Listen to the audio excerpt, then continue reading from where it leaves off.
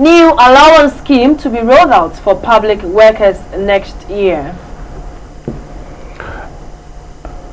And the strongest El Nino weather cycle likely to increase the threat of hunger and disease in Africa. It is our penultimate bulletin for the year 2015. Hello, very good evening to you. Many thanks for joining us here on News Hour here on GBC 24. We're also live on GTV. My name is Abdul Haji Mumen. And I am Shirley Annan. Robert Manso would help us with our sign language interpretation. We'll begin the bulletin with some amount of good news. The Minister of Power has officially announced the end of load shedding, popularly called Dumso. Statement signed by the ministry's head of public affairs, Kweku Sessa Johnson, expressed gratitude to all for their tolerance and understanding during that difficult period. The statement further says that the ministry and its agencies will continue to pursue policies and programs to consolidate the gains so far made in generating and transmitting electricity.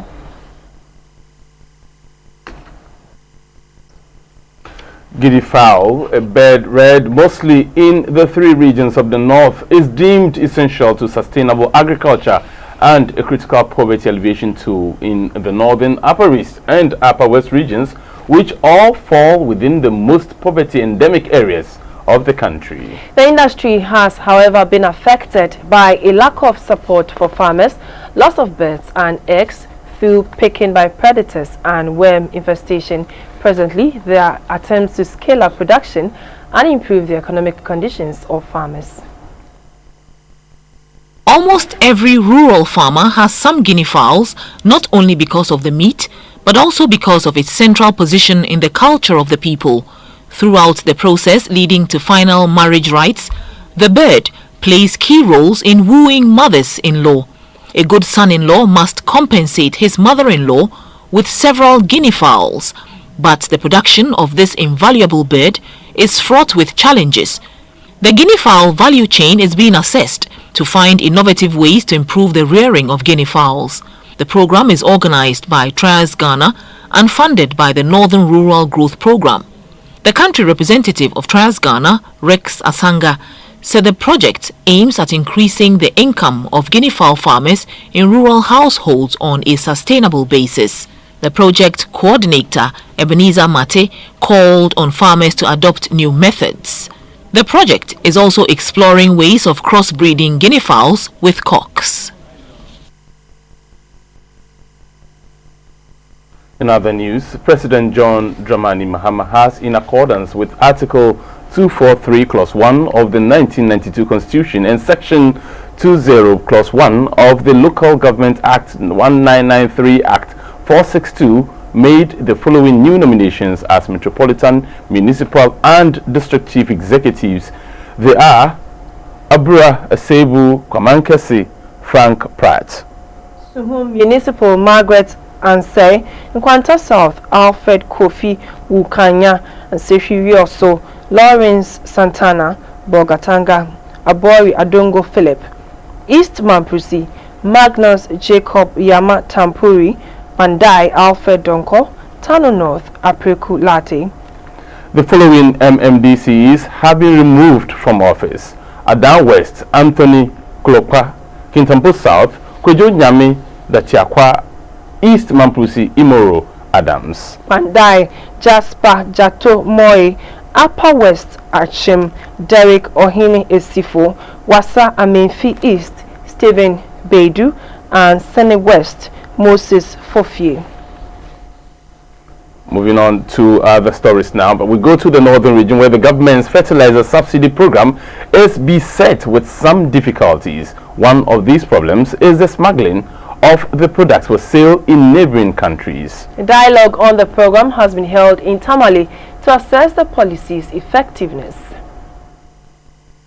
In June 2008, the government of Ghana introduced a nationwide fertilizer subsidy program covering 3 types of inorganic fertilizer, namely sulfate ammonia, urea and compound fertilizer. The program was an intervention to increase food production at the peak of the global financial food and energy crisis that was adversely affecting poor countries. The goal was to help farmers increase fertilizer application for increased crop yields. The dialogue session was to bring on board all partners in the agriculture sector to find solutions to the problems that hinder the program. The Northern Regional Director of Food and Agriculture, William Echampong, said agriculture is the mainstay of many Ghanaians and more efforts must be put into the sector to ensure its success.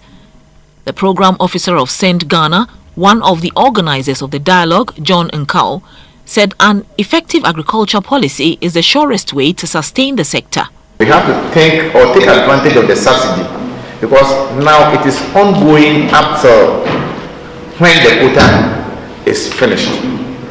And again, when the farmer goes to a place and says, I want fertilizer, and says, subsidy is finished, you have to go to another shop that has not exhausted his what? Subsidy, because every company has a quota to sell. Views of participants are expected to be included in recommendations to the government on how to make the fertilizer subsidy program better. For a fisherman in Accra, it is a taboo to go to sea on Tuesdays. On this day of the week, there is virtually no activity on the high seas. This day is religiously used to mend nets ahead of the next day's expedition. GBC 24 was at the Jamestown Beach at the Lighthouse on the first Tuesday after Christmas, and he has sights and sounds from this part of the capital. About 11 a.m. at the Jamestown Beach in Accra, the age-old tradition of not going to sea on Tuesday still holds. Hundreds of canoes were therefore taking a break on the shore ahead of the next expedition at dawn. While some fishermen just took it easy, others mended their nets and canoes. Sewing of the nets is by hand. The assistant officer of the Ghana Canoe Fishermen's Council, Mr. Samuel Kome Okain, tells us more about why Tuesdays are religiously a day of rest.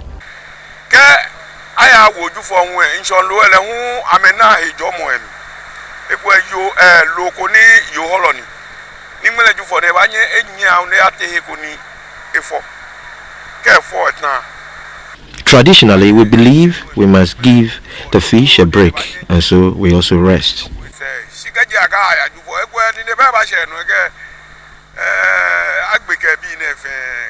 According to him, there are a few instances where fishermen have flouted this order. Fines and restriction periods, he said, are handed down to anyone who goes against the laid-down tradition. We also saw the views of Ni Olokoi Commodore and other fisher folks on the importance of this day. Actually, there is nothing spiritual about our day of rest. Patching my canoe because it leaks and I'm tired of scoping water out. The fishing net is necessary in our work, so I am mending it and I hope to make a bumper catch. The canoes have rather interesting names: Barofwe, James Bond, Yanyoyake, AK-47, among others. Some also have religious inscriptions. It's the Christmas season, so this fisherman is giving his canoe a lick of paint, and after a hard day's work, man must eat. This pier was the path for transporting fish from the canoes to the beach, but is no longer in use. The children, who often take after their parents, are not far away. They do what they do best.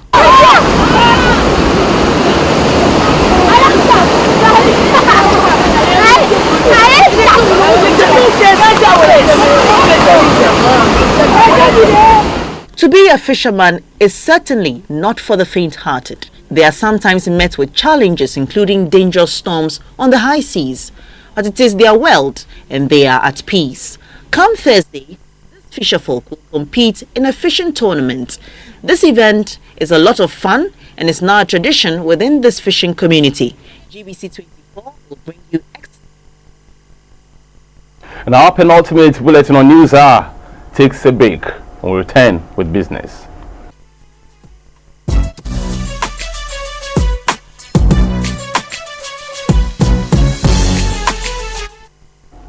Good evening and welcome to the business news. My name is Esther Edu. GBC 24 has just been told by an official of the Agriculture Development Bank that Mr. Stephen Poggi continues to be the managing director of the bank. The confirmation comes amid reports that the board of the bank refused to renew his contract. On the line is the Marketing and Communications Manager of ADB, Mr. Solomon Atifoy. Good evening, sir. Good evening. And good evening to your listeners. Okay, sir. You are welcome. Thank you. So, is Mr. Stephen Poggi still at post? Yes, I can state emphatically that Mr. Stephen Poggi is still the managing director of ADB and is still at post. So, what do you think has fueled these reports? It is very strange to us, seriously, because the last board meeting, which was held on the 23rd of December, this was not even part of the agenda. So we find it very, very strange that a media house could carry this thing that Stephen Poggi has left the bank. And our department is now open to the media. Whatever happens, you can easily reach us on phone. So we find it very, very strange and very, very unprofessional. So have you spoken to him and how is he taking the report? Well, he is not happy about this, but some of these things do happen. We don't know who is behind this, but I think it's something that we shouldn't take it seriously because he's still at post. Do you think this is likely to undermine his administration? I don't. Well, with that aspect, we don't know the motive behind it. We don't know the motive behind it because his contract has been extended and it has not come to an end. It's not expired, and that is what we know. And finally, is the development likely to affect the bank's operations, given the reports could lead to caution, especially among the bank's customers and business partners? I don't think so. That is why we've come out strongly against this malicious statement and wish to urge all our customers to disregard the news item and be assured of a successful IPO by the bank, and wish all our customers a happy new year as well. All right. Thank you so much for your time, sir. You're welcome. That was Mr. Atifoy speaking to us about some happenings at ADB. Moving on, come next year, a new allowance scheme will be rolled out for public workers. The implementation means all the 21 allowances across the public sector will be standardized in order to ensure fairness among government workers. The roadmap for the consideration of the Categories 2 and 3 allowances for public service employees was set in motion in October this year. This was after the Public Services Joint Standing Negotiating Committee came into an agreement for the implementation of the allowances. The agreement would take effect from January 1, 2016, when public sector workers would benefit intermittently from the allowances classified under the Single Spine Salary Structure (SSSS) as Categories 2 and 3 allowances. Allowances to be enjoyed under Category 2 include acting allowance, additional duty allowance and permanent transfer allowance. The Category 3 allowances includes staff welfare, an all-inclusive funeral grant of 1,500 Ghana cedis after the death of an employee, 1,000 Ghana cedis for a spouse, and the same for a child.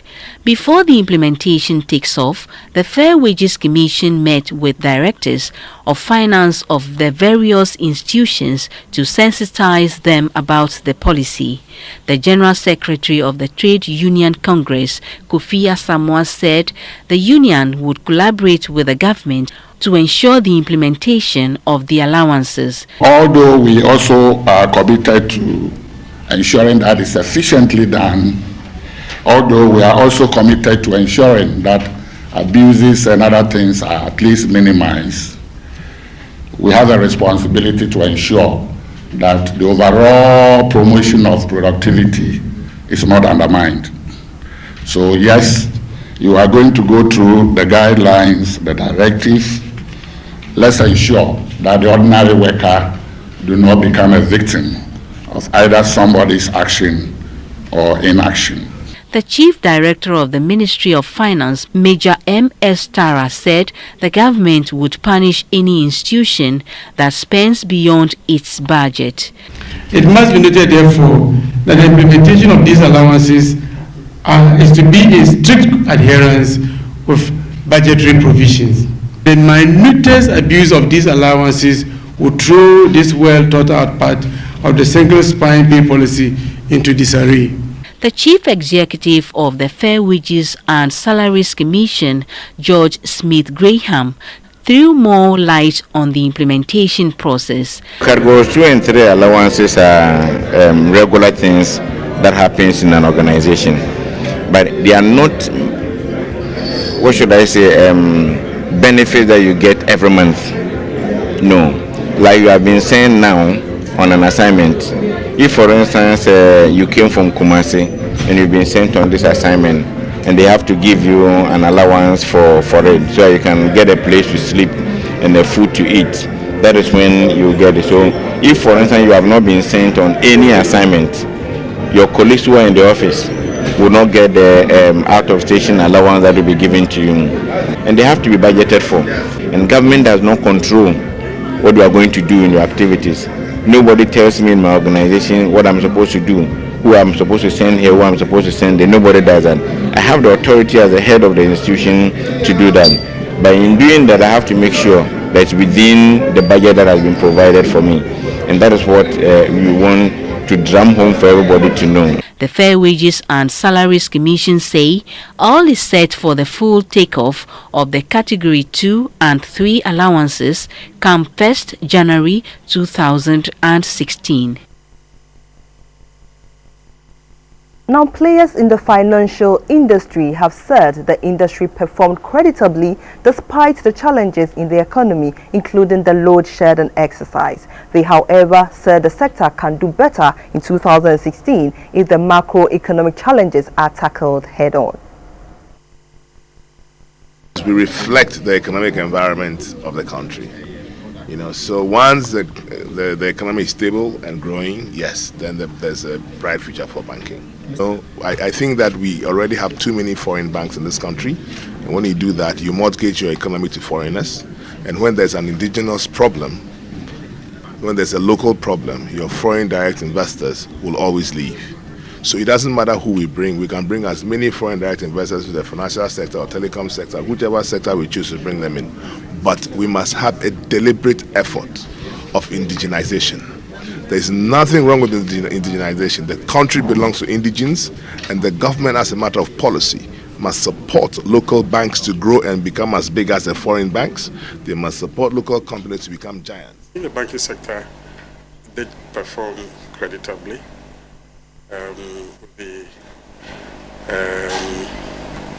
There was quite an expansion in assets, total assets.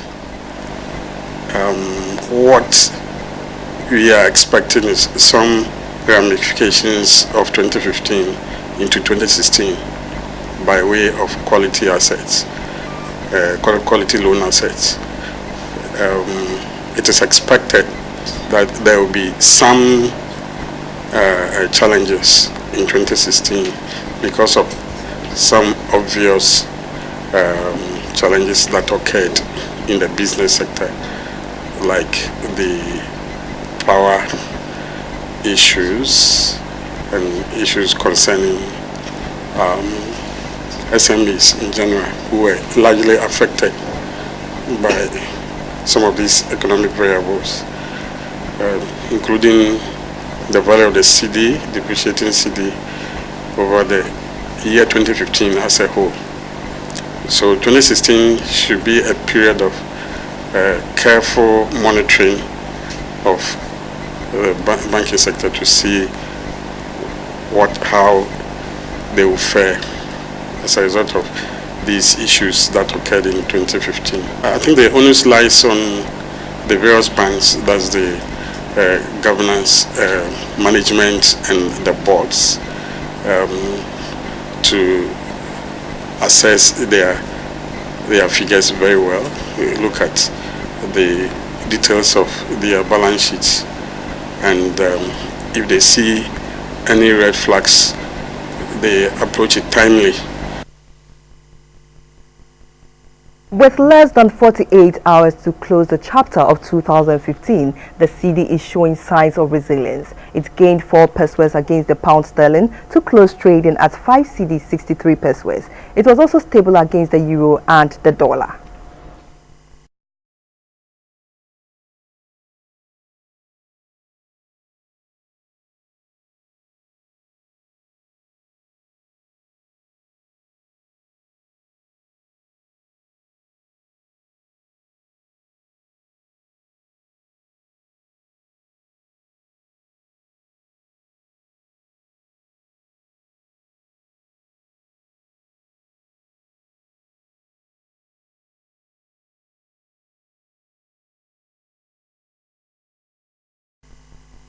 And on the international commodity market, light crude dipped by 94 cents, gold by $1.70 and cocoa by $5. Next is the board.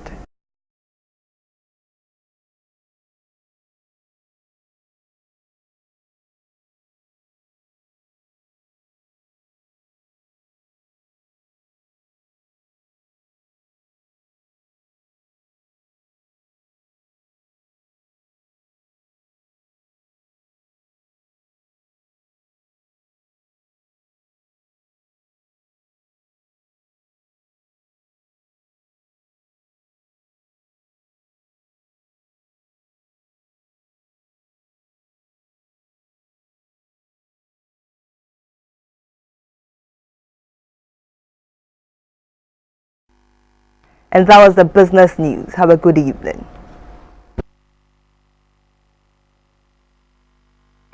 Let's now do some health news. About 33% of children in the Tripoli district of the Northern Region aged between 6 months and 5 years are stunted. Additionally, about 44% of children are underweight. These figures have prompted the government to collaborate with US aid to solve the problem of malnutrition among children in the area. The effort to deal with the problem of malnourished children is a 5-year project which is part of the component of the USAID Resiliency in Northern Ghana, also known as RING.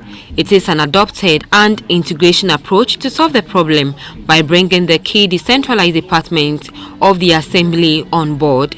The departments include the planning, agriculture, health, hygiene, water sanitation, environmental health and sanitation, as well as social welfare and community development and finance. The interventions also include agriculture, capacity building, community action plan and good governance. Participants, including health officers, were given motorbikes to educate residents on good nutrition. 11 motorbikes worth 198,800 cedis and sacks were given out to departments and women at Shreponi. The program officer of the Ring project, Abdul Latif, urged the beneficiary department to use the motorbikes for the purpose they are donated for. The Shreponi District Chief Executive, Hajia Mary Nako, said she will ensure that the motorbikes serve their purpose. The DCE further presented 1,250 sacks to women engaged in the cultivation of soya beans for storage.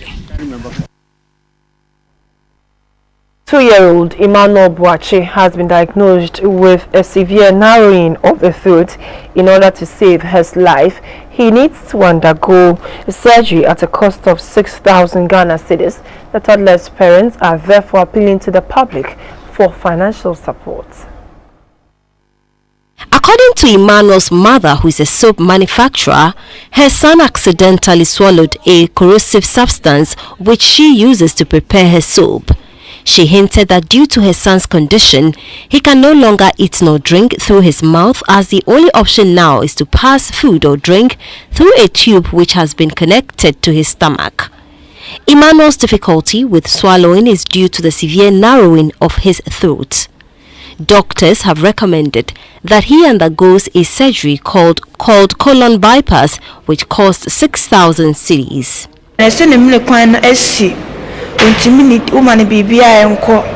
Ntesio kura ntime mmene nti wonu ne di aduane fama no tupu na hye ne ye no kura tole bia itimi eji fi ni yam nsa ne na kwalebu mo sta da kwa hyew nti si abi yamu am di be ba no population mayam fonso so mo fa me bone nchem na mo muwa me nye me ba no population. Donations could be sent to the following account details: Global Access Bank, Branch, Spintex Road, account name Douglas Adai, account number 010 101 391 6912, or call 0241 616 104 for any assistance. Management of the Kumasi Abattoir says its meat is safe for consumption and quality and safety will not be compromised. The managing director of the abattoir, Mr. Joseph Usubwedi, gave this assurance after a media tour of the company to make public the processes of production. The Kumasi Abattoir became operational in 1999 with a mission to process and produce high-quality and hygienic animal products for public consumption.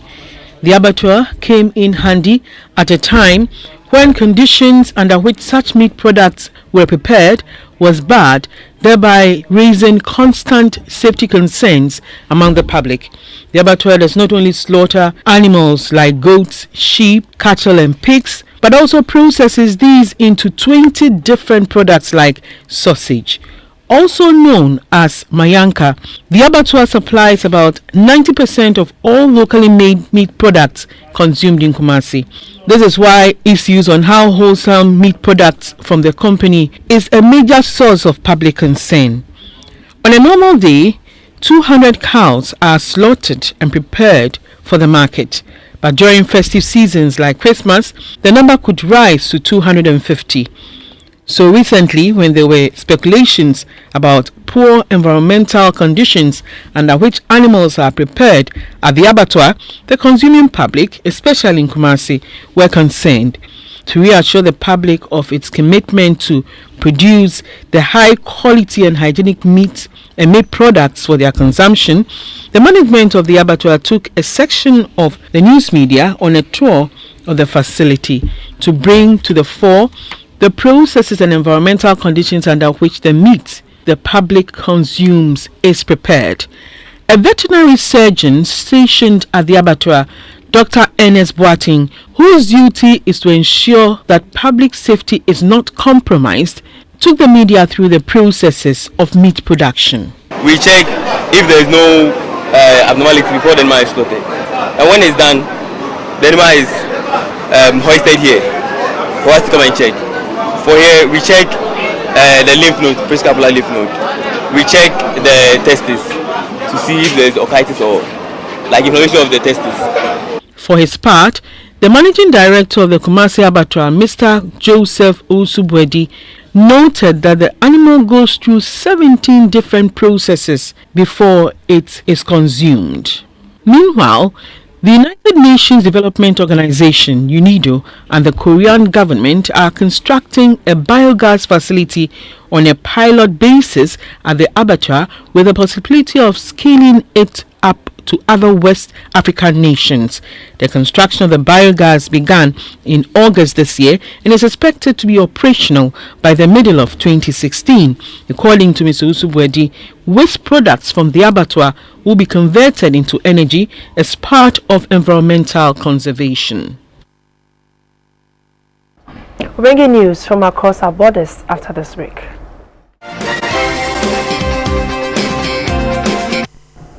We'll now tell you what's happening on the African continent and beyond. The strongest El Nino weather cycle on record is likely to increase the threat of hunger and disease for millions of people in 2016. The weather phenomenon is set to exacerbate droughts in some areas while increasing flooding in others. Some of the worst impacts are likely in Africa, with food shortages expected to peak in February. Regions including the Caribbean, Central and South American will also be hit in the next 6 months. This periodic weather event, which tends to drive up global temperatures and disturb weather patterns, has helped push 2015 into the record books as the world's warmest year.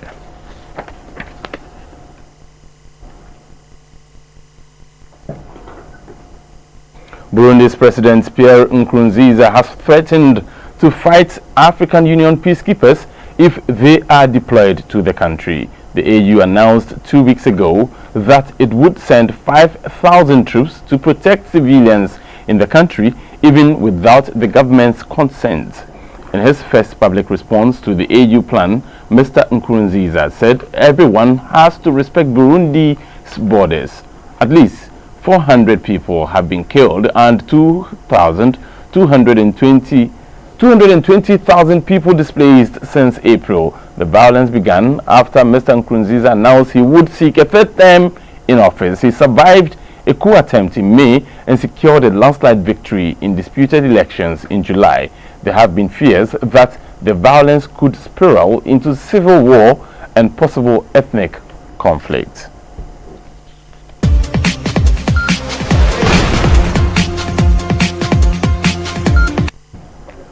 Right now, we'll tell you what's happening in the world of sports. And for those in the central region, the newly constructed Cape Coast Sports Complex is meant for football, athletics, and boxing. The facility, financed from a $30 million Chinese government grant, has a modern boxing arena for hosting international bouts and to unearth talents in the region. The $30 million sports complex was a grant from the Chinese government to the people of Ghana. The construction of the 15,000 capacity facility started about 3 years ago. It is expected to help identify and nurture talent of the youth in the area, especially from the educational institutions. It has tennis courts, boxing arena, track and field for athletes and other sporting facilities. As the year comes to an end, the Minister for Sports, Dr. Mustafa Ahmed, and the Central Regional Minister toured the facility to find out progress of work. Do you still have time to... The contractors noted that the facility is ready for use, but what is left to be done are the floodlights and some few works which will be completed before the end of January next year. Both ministers were impressed with the quality of work and the beauty of the facility. I went to the sports hall today and it's amazing. I mean, the boxing ring, the sports hall, the table tennis, the gym. I was shocked. It's an impressive piece of work. The contractors have done very well. They have lived up to expectation. The quality of work, I think, is good, and barring any hitches, the stadium should be up and ready for use by the end of January 2016. There was the hope that the facility will be managed properly so that it will not end up like Nkrumah's sports stadium.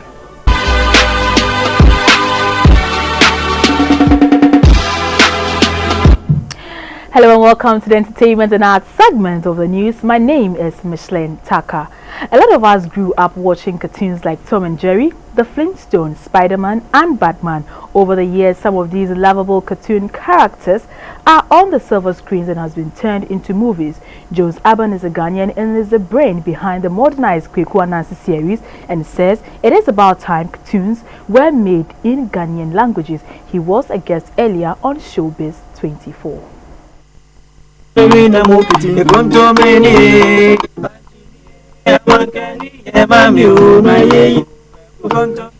Aban is a pharmacist turned cartoonist. He explained how he switched codes to become an animator. I went to Labone Secondary School, I did science, and then from there I went to KNUST. And I wanted to go and do visual arts in Labone University too as well, but he was in control, so I had to obey. And so I had to choose medical school, pharmacy, and then I slipped in my College of Art. This is a modern day cartoon depicting the wise Anansi.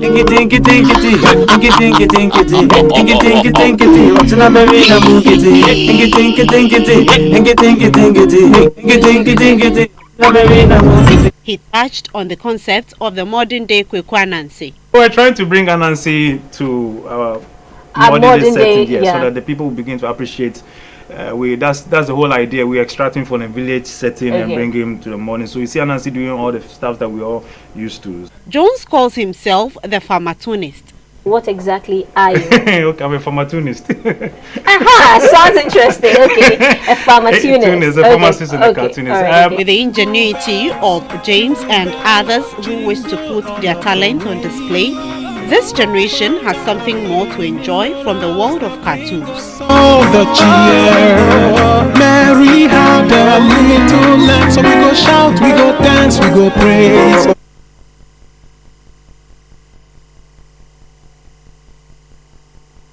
Ghanaian musician YSR, known in real life as Eugene Ashi, accused of partially stripping while performing on stage and was arraigned before court in the early hours of today, has been granted bail in the sum of 80,000 Ghana cedis after pleading not guilty. He was charged with gross indecent exposure at a public event held in Accra on Christmas Eve. According to his lawyer, Jerry Agbenovo, YSR did not show his genitals, but rather a dildo, which he says will be tendered in evidence in the course of the trial. The case has been adjourned to the 13th of January 2016.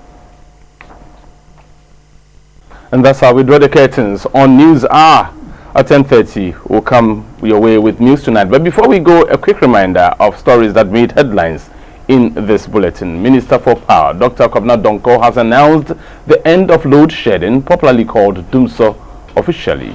A statement signed by the ministry's head of public affairs, Mr. Kweku Sesan Johnson, expressed gratitude to all for their tolerance and understanding during that difficult period. A new allowance scheme is to be rolled out for public workers next year. The implementation means all the 21 allowances across the public sector would be standardized in order to ensure fairness among government workers. And in Africa, the strongest El Nino weather cycle is likely to increase the threat of hunger and disease for millions of people in 2016. Weather experts say the weather phenomenon is set to exacerbate droughts in some areas while increasing flooding in others. Some of the worst impacts are likely to be in Africa, with food shortages expected to peak in February. And that's it for News Hour. News tonight is at 10:30. Please keep watching GBC 24 and GTV.